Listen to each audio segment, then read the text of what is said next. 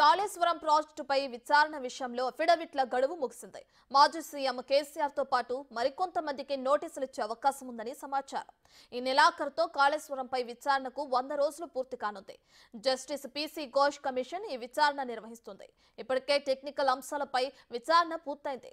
కాళేశ్వరంపై విచారణ ఎదుర్కొన్న వారంతా అఫిడవిట్ల రూపంలో వాంగ్మూలాలు ఇవ్వాలని కమిషన్ ఆదేశించింది. ఈ నెలాఖరు వరకు అఫిడవిట్లను పరిశీలించిన తర్వాత పొలిటికల్ యాంగిల్లో విచారణ చేపట్టే అవకాశం ఉంది.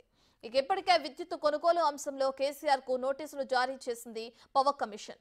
కాళేశ్వరం కమిషన్ సైతం కేసీఆర్ కు నోటీసులు జారీ చేస్తుందా లేదా అనేది ఉత్కంఠ నెలకొంది.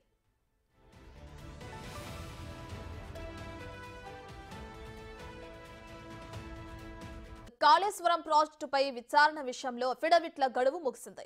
మాజీ సీఎం కేసీఆర్ తో పాటు మరికొంతమందికి నోటీసులు ఇచ్చే అవకాశం ఉందని సమాచారం. ఈ నెలాఖరుతో కాళేశ్వరంపై విచారణకు 100 రోజులు పూర్తి కానుంది. జస్టిస్ పీసీ ఘోష్ కమిషన్ ఈ విచారణ నిర్వహిస్తుంది.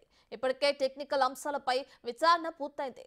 కాళేశ్వరంపై విచారణ ఎదుర్కొన్న వారంతా అఫిడవిట్ల రూపంలో వాంగ్మూలాలు ఇవ్వాలని కమిషన్ ఆదేశించింది. ఈ నెలాఖరు వరకు అఫిడవిట్లను పరిశీలించిన తర్వాత పొలిటికల్ యాంగిల్లో విచారణ చేపట్టే అవకాశం ఉంది.